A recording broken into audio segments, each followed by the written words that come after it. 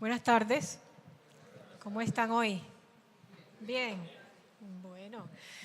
Bueno, pensaba yo esta mañana en las telenovelas que a veces tienen unas tramas todas enredadas como parecen unos tejidos de telaraña, en las familias que tienen secretos ocultos y que el hijo mayor resulta que no eres el hijo, sino que el hijo verdadero es el que trabaja en la hacienda y ese es el dueño de la herencia, y diferentes tipos de secretos y de engaños y de cosas que se dan en las telenovelas. Y uno ve las telenovelas y piensa que eso es una exageración, que está alejado de la realidad. Pero si nos ponemos a escudriñar en nuestras historias familiares, hay esos tipos de secretos y otros peores. De todos esos tipos de engaños, de mentiras y de cosas hay en nuestras familias. Y la principal fuente de ataduras en relación a la falta de perdón se dan entre las personas más cercanas, entre nuestra familia, hermanos, padres, los esposos. Son digamos que las ofensas más grandes se causan a las personas más cercanas, a nuestra familia. ¿Por qué? Porque entre más cercana hacia la persona, la herida resulta ser más profunda, porque esperamos mucho más de esa persona a la que amamos que de un desconocido. Y la decepción, el dolor y el sentido de traición es mayor. Entonces es un tema que es necesario tratar entre nosotros, que somos una comunidad formada por familias. Y a propósito pues también del tema, el énfasis del próximo año, si el Señor no edificare la casa. Entonces vamos a tratar este énfasis del próximo año abordando el tema del perdón en el marco de las relaciones familiares. Y vamos a hacerlo desde una historia de una familia en la Biblia, en Génesis capítulo 37, ahí vamos a empezar a mirar esta historia que compone 13 capítulos en la Biblia, desde el 37 hasta el 50, hasta cerrar el libro de Génesis. Entonces vamos a mirar esa historia de la familia de José y al hacer el recorrido por esa historia familiar vamos a ir identificando algunos aspectos que nos van a servir en cuanto a cómo surgieron esos conflictos, cómo se evidenció que había una falta de perdón y qué acciones ayudaron para que las personas finalmente perdonaran. Entonces vamos a empezar allí con la familia de José. ¿Cómo estaba conformada la familia de José? Era una familia grande, parecía una familia paisa, o como la mía, que somos 10 hermanos. Jacob tenía 2 esposas, a una de ellas la amaba profundamente, con la otra se casó por obligación, por otra historia que hoy no vamos a contar, que también es nutrida. De la esposa obligada tuvo 10 hijos. ¿Qué tal que no estuviera obligado, no? Y después de mucho tiempo tuvo 2 hijos con la esposa que amaba. El mayor de ellos era José. Fue el hijo esperado de esa esposa que él amaba, un hijo del amor. Y es así que cuando José llegó al hogar, por ser tan esperado, se convirtió en el hijo preferido de Jacob. Y Jacob no ocultaba su preferencia por José. Él la hacía evidente frente a los otros hijos. Y esta preferencia empezó a causar fisuras en la relación de José con sus 11 hermanos. 37:3, ahí vamos a mirar el relato. 37:3. Israel amaba a José más que a todos sus hijos porque lo había tenido en su vejez. Y le hizo una túnica de diversos colores. Ese era un regalo especial que un papá podía hacer a un hijo suyo en esa cultura hebrea. Una túnica de colores. Solo la hizo para José, no para los otros hijos. José, cuando ya fue grandecito, un adolescente, tuvo un sueño donde las espigas de trigo, ellos en el campo, él tenía unas espigas de trigo, y los hermanos también tenían sus espigas de trigo. La de sus hermanos se inclinaban ante las espigas de trigo de él. Él contó sus sueños a sus hermanos y ellos se irritaron. Estos sueños hicieron que ellos lo odiaran más. 37:8. Entonces le respondieron sus hermanos: ¿reinarás tú sobre nosotros? ¿O dominarás sobre nosotros? Y lo aborrecieron aún más a causa de sus sueños y sus palabras. Después tuvo José otro sueño y lo contó a sus hermanos y les dijo: he tenido otro sueño. Soñé que el sol, la luna y 11 estrellas se inclinaban ante mí. Y lo contó a su padre y a sus hermanos. Su padre le respondió y le dijo: ¿qué sueño es este que tú tuviste? ¿Acaso vendremos yo, tu madre y tus hermanos a postrarnos en tierra ante ti? Sus hermanos le tenían envidia, pero su padre meditaba en esto. Aquí ya había en los hermanos de José envidia y odio por él. Cuando aquí dice que lo aborrecieron, eso significa que lo odiaban. Ese es el sentido de la palabra, lo odiaban. Sus hermanos no tramitaron ese sentimiento, no lo resolvieron, sino que lo alimentaban cada día. Hasta aquí José no tenía problemas con sus sentimientos, pero sus hermanos sí. Ellos necesitaban perdonar a su padre por la preferencia con su hermano, a José, que realmente no les había hecho nada, pero necesitaban resolver lo que estaban sintiendo contra él. No lo resolvieron. Por el contrario, decidieron cobrar venganza. Ellos entonces planearon matarlo. Hasta esos extremos había llegado este odio no resuelto: matar al hermano. 37:19. Se dijeron el uno al otro: ahí viene el soñador. Ahora pues venid, matémoslo y echémoslo en una cisterna, que era un pozo, y diremos: alguna mala bestia lo devoró. Veremos entonces qué será de sus sueños. Rubén, el hermano mayor, intervino para que no lo mataran y propuso un plan alterno en su lugar. 37:23. Sucedió pues que cuando José llegó a sus hermanos, ellos le quitaron a José su túnica, la túnica de colores que llevaba puesta. Lo agarraron y lo echaron en una cisterna, pero la cisterna estaba vacía, no había en ella agua. Los sentimientos de Rubén no le daban para matar a su hermano, hasta allá no le llegaba el odio a él, pero tampoco para hacerle desistir de atacarlo. Y él mismo participó del ataque que hicieron contra José. Se sentaron después de eso a comer como si nada, después de tirar a José a la cisterna. Y estando allí comiendo, el plan contra José tomó otro rumbo. 37:25. Luego se sentaron a comer. En esto, al alzar la vista, vieron una compañía de ismaelitas que venía de Galaad, con camellos cargados de aromas, bálsamo y mirra, que llevaban a Egipto. Entonces Judá dijo a sus hermanos: ¿qué vamos a ganar con matar a nuestro hermano y ocultar su muerte? Venid, vendámoslo a los ismaelitas, pero no le pongamos las manos encima, porque es nuestro hermano, nuestra propia carne. Y sus hermanos convinieron con él. Cuando pasaron los mercaderes madianitas, sacaron ellos a José de la cisterna, lo trajeron arriba y lo vendieron a los ismaelitas por 20 piezas de plata. Y estos se llevaron a José a Egipto. Encontraron una justificación para su maldad: no lo mataron. ¿Cómo podrían hacerlo si era su propia sangre? Pero lo vendieron como esclavo. Trataban de encubrir la perversidad de su corazón con un acto de generosidad que le protegió la vida a José, para no verse a sí mismos tan malos. Se vengaron y a la vez ganaron dinero. ¡Qué buen negocio! Pero no lo mataron. Ese era su autoconsuelo. Y comenzó aquí una larguísima historia de mentiras, engaños y secretos en esta familia.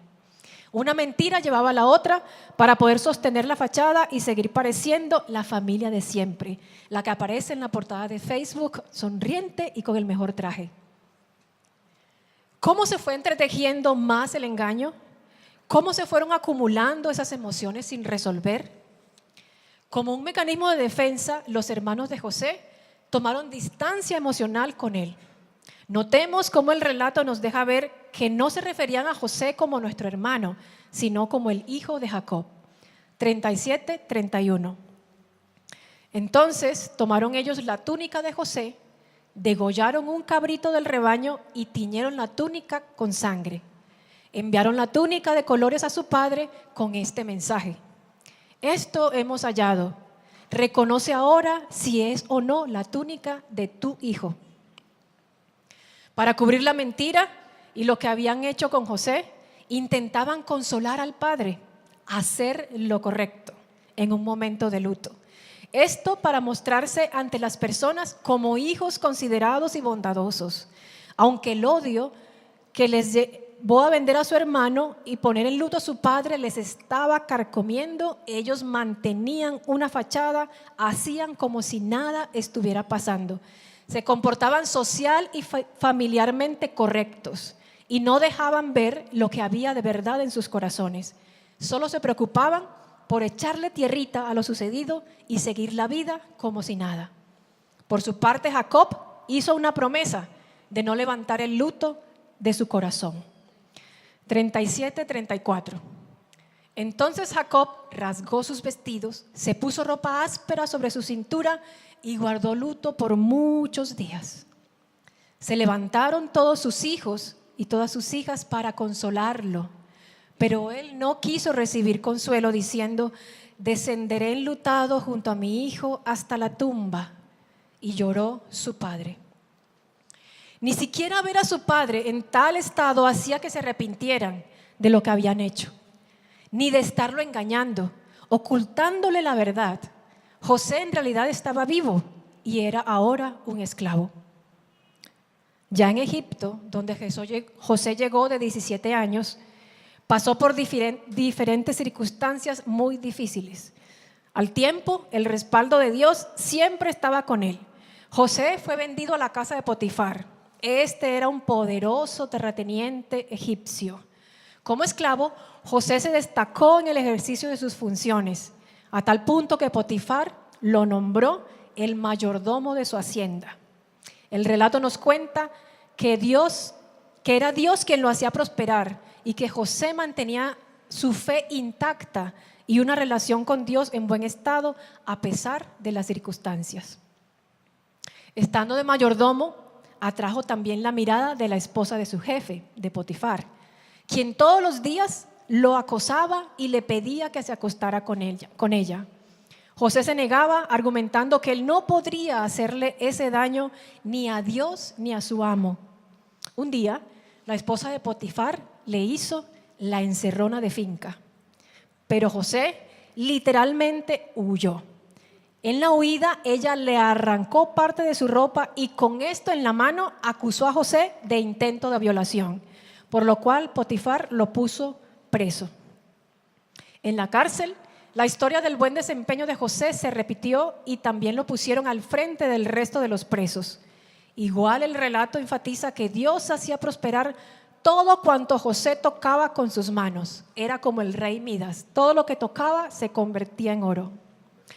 Dos de sus compañeros en prisión tuvieron sueños que José interpretó con la revelación de Dios y se cumplieron tal y como él lo predijo.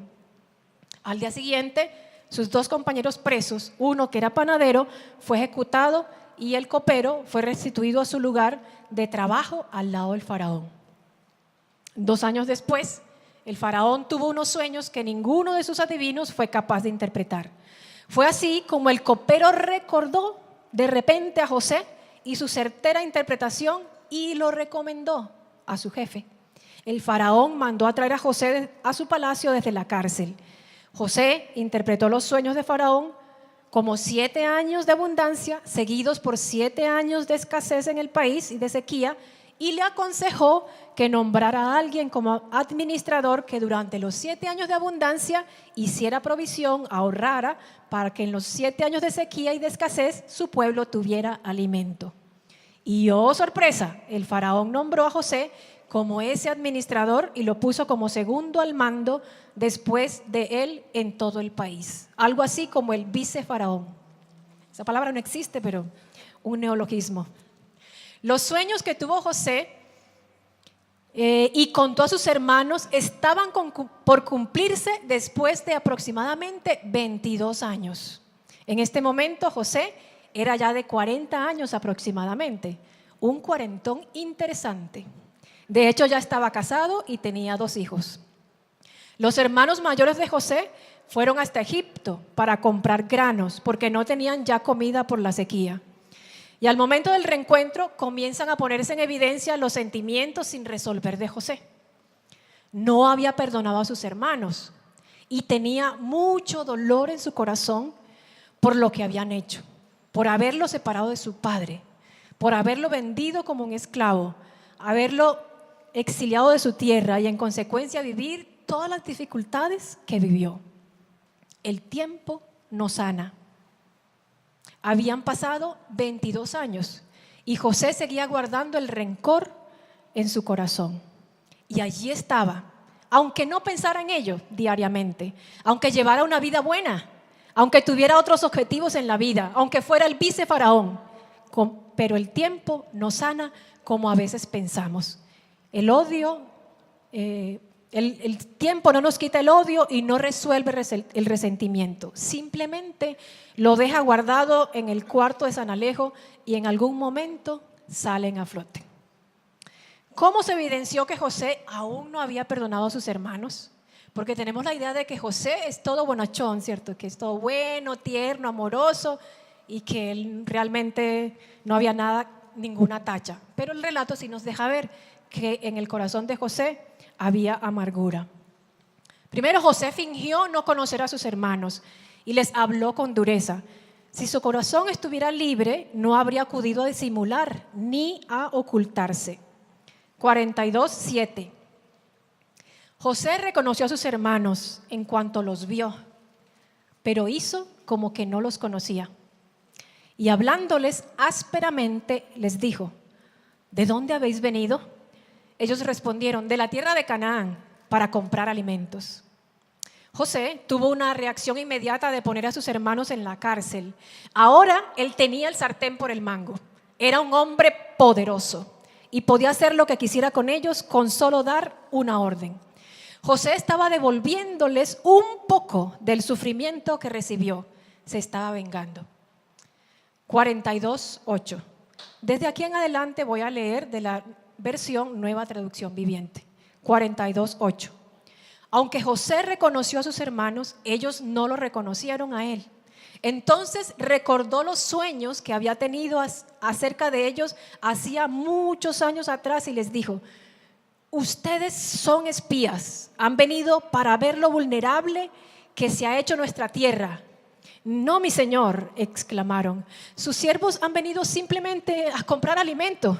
Todos nosotros somos hermanos, miembros de la misma familia. Somos hombres honrados, señor. No somos espías. Sí lo son, insistió José.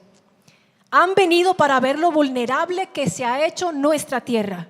Señor, dijeron ellos, en realidad somos 2 en total. Nosotros, tus siervos, somos todos hermanos, hijos de un hombre que vive en la tierra de Canaán. Nuestro hermano menor quedó con nuestro padre y uno de nuestros hermanos ya no está con nosotros. Pero José insistió: como dije, ustedes son espías. Voy a comprobar su historia de la siguiente manera. Juro por la vida del faraón que ustedes nunca se irán de Egipto a menos que su hermano menor venga hasta aquí con ustedes. Uno de ustedes irá a traer a su hermano. Los demás quedarán aquí en la cárcel. Así sabremos si su historia es cierta o no. Por la vida del faraón, si resulta que ustedes no tienen un hermano menor, entonces confirmaré que son espías. Entonces José los metió en la cárcel por 3 días. José, como un hombre temeroso de Dios, luchaba por hacer el bien, lo correcto y lo que sus sentimientos le impulsaban. Durante esos 3 días reflexionó, rebajó la dureza del trato, pero no los eximió a todos de la cárcel y no revelaba su verdadera identidad. 42:17. Entonces José los metió en la cárcel por 3 días. Al tercer día, José les dijo: yo soy un hombre temeroso de Dios. Si hacen lo que les digo, vivirán. Si de verdad son hombres honrados, escojan a uno de sus hermanos para que se quede en la cárcel. Los demás podrán regresar a casa con el grano para sus familias que mueren de hambre, pero deben traerme a su hermano menor. Eso demostrará que dicen la verdad y no morirán. Por su parte, los hermanos de José, con esta ofensa sin resolver y este secreto y engaño guardado por 22 años, el peso de la conciencia les hacía interpretar la situación desde una voz en sus cabezas que les decía: sé lo que hicieron el verano pasado. Ellos asociaban los eventos del presente con el pasado por la culpa. 42:21. Y hablando entre ellos dijeron: es obvio que estamos pagando lo que hicimos hace tiempo a José. Vimos su angustia cuando rogaba por su vida, pero no quisimos escucharlo.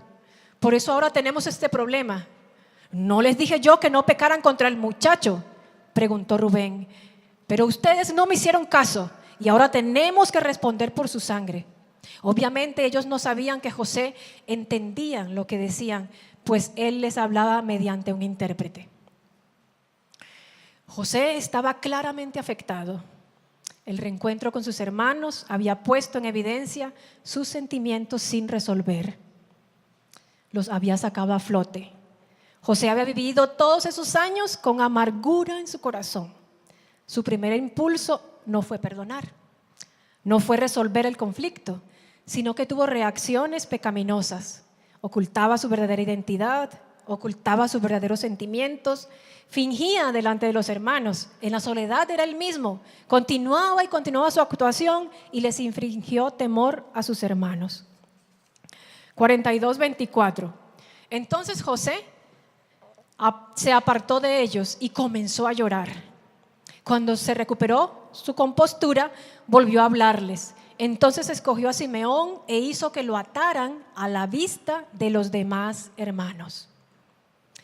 Ellos volvieron a Canaán con alimento. José dejó preso a Simeón, a quien liberaría cuando trajeran de vuelta a Benjamín, su hermano menor, aquel con el que había jugado en la infancia. Ante esa noticia, Jacob no accede al trato propuesto por José, porque no quiere perder a su tercer hijo. Ya había perdido a José y a Simeón. Aunque todo se complicaba, la cadena de sucesos nefastos en la familia que se alargaba por causa de lo que hicieron a José, los hermanos siguen guardando silencio.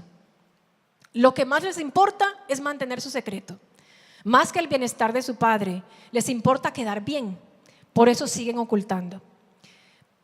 Pero la provisión se acaba después de unos meses y ellos se ven obligados a regresar a Egipto para comprar más comida. Esta vez convencen al papá de llevar al hijo menor. Durante todos esos meses, José tiene la posibilidad de descubrir su verdadera identidad a Simeón, su hermano preso, pero no lo hace. Él sigue ocultando su odio, su verdadera identidad, y ha continuado su vida de gobernante de Egipto como si nada estuviera pasando. Como si sus hermanos no hubieran aparecido de repente, como si no hubiera sabido de su padre, como si uno de sus hermanos no estuviera preso a unos cuantos metros de él. Deja sus verdaderos sentimientos en la celda con su hermano y continúa su vida normal. Al regreso de sus hermanos, José los recibe en su propia casa. Es movido en sus emociones al ver a su hermano menor y los hace sentar a su mesa para comer con ellos. Pasan una velada agradable aquella noche de conversaciones y risas. Hasta ahí el lector podría imaginar que todo estaba resuelto. Pero entonces vemos que José tiene una nueva arremetida. 43:29. Entonces José miró a su hermano Benjamín, hijo de su misma madre. ¿Es este su hermano menor del que me hablaron?, preguntó José. Que Dios te bendiga, hijo mío. Entonces José se apresuró a salir de la habitación porque la emoción de ver a su hermano lo había vencido. Entró a su cuarto privado donde perdió el control y se echó a llorar. Después de lavarse la cara, volvió a salir ya más controlado. Entonces ordenó: traigan la comida. Al día siguiente, para el regreso de ellos, José les tiende una trampa en la que hace parecer que Benjamín ha robado su copa de plata y en consecuencia dice José que debe quedarse como su esclavo y los demás pueden irse a casa. José está usando su poder para vengarse de sus hermanos. Manipula la situación a su favor porque la vida le dio una oportunidad de desquite y él no la quiso desaprovechar. Sin embargo, hubo algo que a José lo sensibiliza y finalmente hace que extienda el perdón a sus hermanos. Esto fue el hecho de reconocer la delicada salud de su padre, quien era también el que mantenía cohesionada aquella familia. El hecho de que José pensara en su padre, en su familia, en la historia de ellos, al ver a Benjamín, su hermanito, al escuchar hablar a su hermano, le ayudó a perdonar. José puso por encima el valor de su familia, que su enojo, y esto le ayudó. Este acto de perdón acabaría finalmente con la larga historia de engaños y secretos de su familia. 44:18. Entonces Judá se acercó y le dijo, y en el 27, entonces mi padre nos dijo, como ya saben, mi esposa tuvo 2 hijos y uno de ellos se fue y nunca más regresó. Sin duda fue despedazado por algún animal salvaje y no he vuelto a verlo. Si ahora alejan de mí a su hermano y él sufre algún daño, ustedes mandarán a la tumba a este hombre entristecido y canoso. Ahora, mi Señor, no puedo regresar a casa de mi padre sin el muchacho. La vida de nuestro padre está ligada a la vida de este muchacho. Si nuestro padre ve que el muchacho no está con nosotros, morirá. Nosotros, sus siervos, ciertamente seremos responsables de haber enviado a la tumba a ese hombre entristecido y canoso. José ya no pudo contenerse. Había mucha gente en la sala y él les dijo a los asistentes, salgan todos de aquí. Así que estuvo a solas con sus hermanos en el momento de decirles quién era. Entonces perdió el control y se echó a llorar. Lloraba con tanta fuerza que los egipcios podían oírlo y la noticia pronto llegó hasta el palacio del faraón. Soy José, dijo a sus hermanos, ¿vive mi padre todavía? Pero sus hermanos quedaban mudos, estaban atónitos al darse cuenta de que tenían a José frente a ellos. José también finalmente aceptó frente a sus hermanos que estaba afectado emocionalmente. No se escondió más y esto le ayudó también a tramitar su duelo. Y José les perdona aunque ellos no le pidieron perdón. Después de todo el tiempo que había ocurrido y al ver cómo en su posición de segundo al mando en Egipto pudo salvar la vida de su familia con alimento, José vio los propósitos de Dios en todo lo que había ocurrido y así se lo manifestó a sus hermanos. 45:4. Por favor, acérquense, les dijo. Entonces ellos se acercaron y volvió a decirles, soy José, su hermano, a quien ustedes vendieron como esclavo en Egipto. Pero no se inquieten ni se enojen con ustedes mismos por haberme vendido. Fue Dios quien me envió a este lugar antes que ustedes, a fin de preservarles la vida. El hambre que ha azotado la tierra de estos 2 últimos años durará otros 5 años más y no habrá ni siembra ni siega. Dios me hizo llegar antes que ustedes para salvarles la vida y a ustedes y a sus familias y preservar la vida de muchos más. Por lo tanto, fue Dios quien me envió a este lugar y no ustedes. Y fue Él quien me hizo consejero del faraón, administrador de todo su palacio y gobernador de todo Egipto. Ahora apresúrense, regresen a donde está mi padre y díganle, tu hijo José dice, Dios me ha hecho señor de toda la tierra de Egipto, así que ven a verme de inmediato. Podrás vivir en la tierra de Gosén, donde estarás cerca de mí, junto con tus hijos y tus nietos, tus rebaños y tus manadas y todas tus posesiones. Allí te cuidaré, porque aún quedan 5 años de hambre. De lo contrario, tú, los de tu casa y todos tus animales morirán de hambre. Así fue como Jacob y su familia llegaron a Egipto. Después de 22 años, se reencontró con su hijo José. Y la familia aseguró su supervivencia en tierras egipcias. Ya como un anciano, se reencontró Jacob con José. Después de un tiempo, el relato no nos deja saber cuánto, Jacob murió. Los egipcios hicieron duelo por 70 días en todo el país y luego fue llevado por José a Canaán para ser sepultado como él lo había pedido. Después de regresar del funeral, los hermanos de José estaban preocupados por su suerte. Ellos seguían con culpa por lo que hicieron y esto los llevaba a imaginar una conspiración que no existía. Había pasado no sé cuánto tiempo, mínimo 1 año, desde el reencuentro con José, pero ellos seguían sin resolver su situación internamente. Aunque José les había expresado su perdón verbalmente y con acciones, quizá aún había rastros de aquella envidia que sentían porque José era el hijo preferido y ahora que José era el segundo al mando en Egipto, sí que habían razones para sentir envidia y no alegrarse de sus logros. La amargura en su corazón estaba dominaba sus pensamientos y en consecuencia sus reacciones y sus acciones. 50:14. Después de haber enterrado a Jacob, José regresó a Egipto junto con sus hermanos y todos los que lo habían acompañado al entierro de su padre. Pero ahora que su padre había muerto, los hermanos de José tuvieron temor y se decían: ahora José mostrará su enojo y se vengará por todo el mal que le hicimos. Entonces enviaron a José un mensaje que decía, ni siquiera fueron capaces de ir personalmente, le enviaron un mensaje: antes de morir tu padre nos mandó que te dijéramos, por favor, perdona a tus hermanos por el gran mal que te hicieron, por el pecado de haberte tratado con tanta crueldad. Por eso nosotros, los siervos del Dios de tu padre, te suplicamos que perdones nuestro pecado. Cuando José recibió el mensaje, perdió el control y se echó a llorar. Entonces sus hermanos llegaron y se arrojaron al suelo delante de José y dijeron: mira, somos tus esclavos. Pero José les respondió: no tengan miedo. ¿Acaso soy Dios para castigarlos? Ustedes se propusieron hacerme mal, pero Dios dispuso todo para el bien. Él me puso en este cargo para que yo pudiera salvar la vida de muchas personas.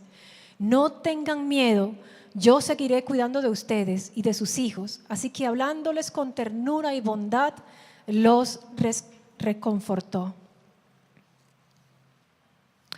José les expresa nuevamente perdón y decisión para ayudarlos, cuidarlos como una muestra de amor por ellos y sus familias y una muestra de que realmente los había perdonado. Ya lo venía haciendo y se los ratificó. La nueva expresión de perdón de José ya no era necesaria para él, pues él ya había sanado sus emociones. Ahora era necesaria para ellos, quienes seguían con culpa. Y parte de ello es porque no habían pedido perdón a José y hasta ahora lo hacen después de aproximadamente 23 años. Toman responsabilidad por sus acciones y se disponen a vivir las consecuencias por lo que hicieron. Entonces, solo entonces, son libres. José les recuerda que él no era Dios para castigarlos y que finalmente todo ese mal Dios lo usó para bien, incluso de ellos mismos y sus familias. Y aquí se ve la gracia de Dios, que no les da a ellos lo que merecen, antes los cuida y les preserva la vida. José, un hombre sano emocionalmente, trajo consuelo y sanidad a sus hermanos con sus palabras y sus acciones. Independientemente de cuál sea el origen de los conflictos y rupturas en las relaciones con nuestras familias, es necesario que nos ocupemos de ellos y que podamos pedir perdón o perdonar, sea cual sea el orden del conflicto que tengamos en nuestra familia. Recordemos que al perdonar, perdemos porque aceptamos deponer la ofensa y el derecho de cobrar venganza. Pero también ganamos porque nos liberamos del dolor y de la ofensa. Y el que pide perdón se libera de la culpa. Con estas dos cargas, dolor y culpa, no es posible tener relaciones sanas y armoniosas. Con dolor y culpa en nuestros corazones, recurrentemente tendremos reacciones ásperas y pecaminosas que serán la marca de nuestras relaciones familiares. Vamos a hacer ahora un resumen de lo que la historia familiar de José nos dejó como enseñanza para que podamos ejercitarnos nosotros hoy en el pedir perdón y perdonar en nuestra propia historia familiar. Primero, ¿cuáles son los signos que tenemos que tener presente para reconocer si tenemos rencores sin resolver o si tenemos falta de perdón? Estos signos son a su vez reacciones pecaminosas frente a la falta de perdón. El primero es la envidia, el no alegrarse con lo bueno que le pasa al otro. Ese es un signo de que hay falta de perdón. Los deseos de venganza o de pagar mal por mal. Si hay deseo de desquitarme, es un signo de falta de perdón. Realizar actos intencionalmente que dañen al otro, infringirle dolor o sufrimiento o ofensas. La mentira, el engaño, también es un signo de falta de perdón. Tomar distancia emocional con la persona con la que tenemos el conflicto, que puede manifestarse en distancia relacional, no hablamos ya casi con la persona, o aún física, o expresiones frías donde se corta el afecto y ya no fluye. Disimular y actuar como si nada estuviera pasando, aún con la persona con la que tenemos el conflicto. Con ella es como si nada, pero en nuestro corazón y pensamiento y por detrás hay otra cosa. Internamente, guardar el enojo y no mostrarlo. Llevar una aparente buena relación y no enfrentar el problema. Interpretar las acciones del otro desde lo que siento e imaginar intenciones malas que no existen. Cuando siempre estoy imaginando e interpretando cosas que finalmente me doy cuenta que no eran así, tengo que revisar por qué estoy interpretando cosas que no existen. Quizás estoy leyendo desde mi dolor o desde mi culpa. Ahora, ¿qué acciones pueden ayudarnos a pedir perdón o a perdonar? De lo que vimos en la historia de José, que ayudaron a los miembros de esta familia a perdonar. Primero, reconocer o recordar el valor de nuestra familia, la historia afectiva de la misma, las buenas cosas que hemos vivido como familia o con el familiar con el que estamos enojados. Valorar la relación que tenemos con esa persona y las cosas buenas que nos han ocurrido con ellos. Eso ayuda a liberar el perdón. En segundo lugar, aceptar que la situación nos afecta, que nos duele. Reconocer eso. Esto me duele, esto me enoja, estoy afectado por esto. Es el primer paso. Luego, tramitar el duelo. Tomar responsabilidad por nuestros sentimientos. El otro es responsable por lo que hizo, yo soy responsable por lo que siento y cómo manejo lo que siento. Si lo guardo ahí por tanto tiempo o qué reacción voy a tener frente a ese sentimiento, ya esa es mi responsabilidad, no del otro. No puede decir es que tú me hiciste hacer tal cosa, no. El otro es responsable de su acción, yo soy responsable de mis sentimientos. Entonces es necesario hacernos cargos de ellos. Orar, presentárselos a Dios. No esperar que con el paso del tiempo esto se resuelva solo, porque no sucederá. El tiempo no sana, solo aplazará el momento. También dejar a Dios la decisión de si va a castigar o no por la falta. No vengarnos, tomar la decisión de no hacer lo mismo. Dejar ese asunto a Dios. Hacer el bien a la otra persona. Mostrarle un acto de amor y misericordia y empezar a hacerlo aunque no sintamos que hayamos perdonado del todo. Pagar bien por mal. Orar, por ejemplo, por el que nos ha ofendido es un acto de bondad que nos hará que nos pongamos en los zapatos del otro y nos ayude a perdonar. Hay cosas que no son sencillas de perdonar, eso es innegable, pero es posible perdonar. Descansar en que Dios hará, esperar y confiar en que Él se ocupará de nuestro dolor y traerá esperanza y quizá hasta traerá cosas buenas por lo que nos está sucediendo. Ahora es difícil ver algo bueno en esta situación, pero Dios se encargará. Descansar en que Dios se va a ocupar de esa situación. Y también una base que tenemos nosotros para perdonar es pensar, eso no está en la historia, pero nosotros como cristianos hemos recibido el perdón de Dios. Recordar que Dios nos perdonó cosas horrendas y que es haber recibido el perdón de Dios me habilita para ahora dar el perdón a otros. Recordar eso. Recordar que Dios me perdonó, ahora yo puedo perdonar. Esta historia también nos deja ver que muchas veces el perdón no se da instantáneamente. Y más si es con una familia, con una persona de la familia, cuando las heridas son profundas, el perdón no se da así, inmediatamente. Es un proceso. Nuestra tarea es disponernos a ese proceso, a hacer lo que nos corresponde, y en su momento Dios nos permitirá disfrutar de la dulzura del perdón y ser perdonados. Ese es un alivio tremendo. ¿Ustedes lo han experimentado? Sí, yo también. Después de largo tiempo y de un proceso largo para poder perdonar, uno siente un alivio tremendo de poder conquistar ese perdón. Y finalmente, quiero leerles uno de esos mensajes que se vuelven virales en WhatsApp y van rotando de uno a otro celular y que a veces nos hacen perder el tiempo, otras veces, pero a veces son pertinentes, como este que me llegó, que llegó en esta semana de alguien que sabía que yo estaba estudiando el tema del perdón para hoy y me lo envió, ¿cierto? Que le llegó a él también. Entonces, quiero leerles este mensaje. No existe familia perfecta, no tenemos padres perfectos, no tenemos hermanos perfectos, no tenemos tíos perfectos, no tenemos primos perfectos, no tenemos sobrinos perfectos, no somos perfectos. No nos casamos con una persona perfecta ni tenemos hijos perfectos. Tenemos quejas unos de otros, decepcionamos unos a otros. Por eso no hay matrimonio saludable o familia saludable sin el ejercicio del perdón. El perdón es vital para nuestra salud emocional y supervivencia espiritual. Sin el perdón, la familia se vuelve un espacio de conflictos y un cúmulo de amarguras. Sin perdón, la familia se enferma.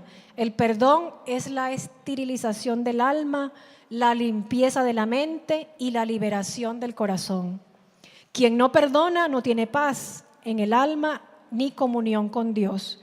La amargura es un veneno que intoxica y mata.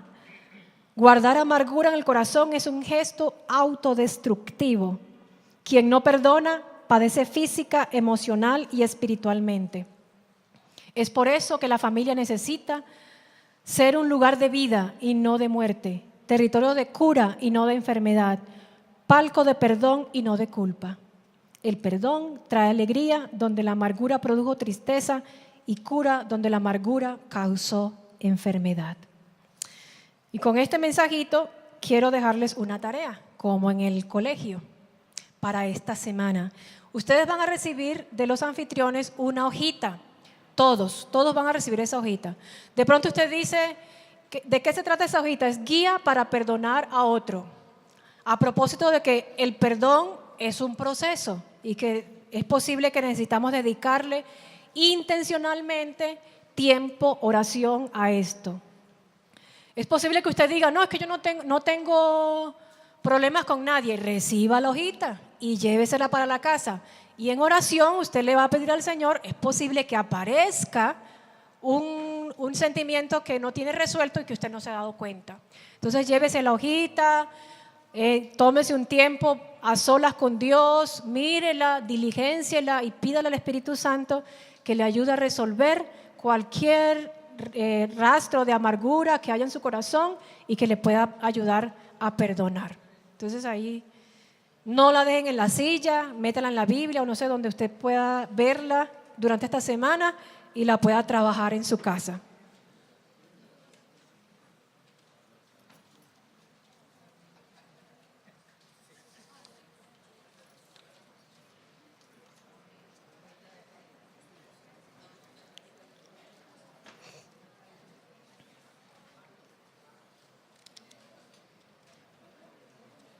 Y si necesita 2 hojitas, pídala, que los anfitriones vean, ya que tiene más.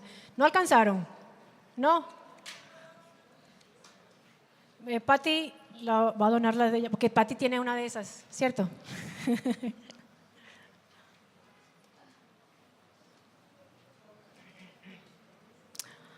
¿A quién más le falta por allá? ¿A quién más le falta? Pastor, ¿usted puede donar la suya? Yo se la mando al correo. Allá para... O si hay esposos o para que compartan la hojita y se le dan a otra persona. Acá Felipe va a dar y Michelle también. Acá hay otra.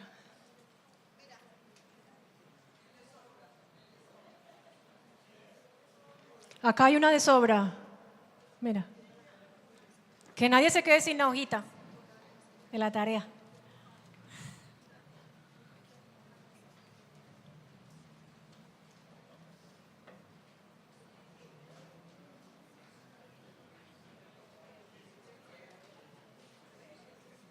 Ahora sobraron hojas.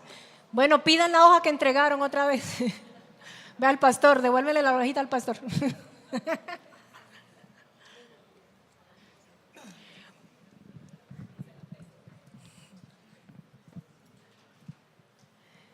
Bueno, entonces para terminar, vamos a orar. Y quiero que hagamos una oración especial. Y voy a hacerle una petición especial que quiero que pensemos en primer lugar que no es que nosotros, pues no pensemos si yo les pido que pasen acá al frente, que es que me van a ver, que entonces yo tengo un problema con alguien de mi familia. Todos tenemos problemas con alguien de nuestra familia. En todas las familias hay rollos. Entonces no sintamos pena por pasar aquí al frente.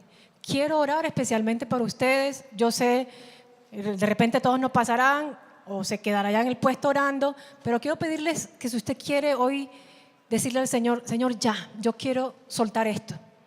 Y paso al frente como un gesto de ayúdame, porque yo no puedo solo. Entonces pasen acá al frente y vamos a orar por ustedes.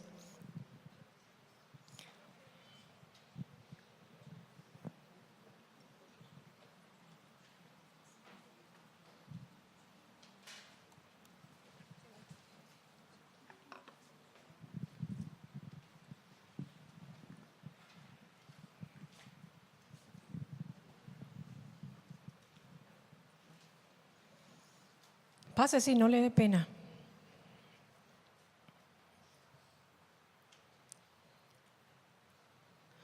Y quiero pedirle a otras personas, a Grego, al pastor, a los anfitriones, que acompañen a cada uno a una persona de las que está aquí al frente. Que no se quede nadie sin que alguien le acompañe. Meli. Aquí.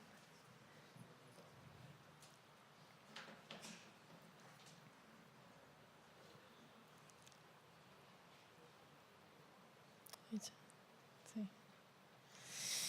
Oremos. Señor, queremos agradecerte, Padre, porque tu palabra es una provisión para nuestra vida.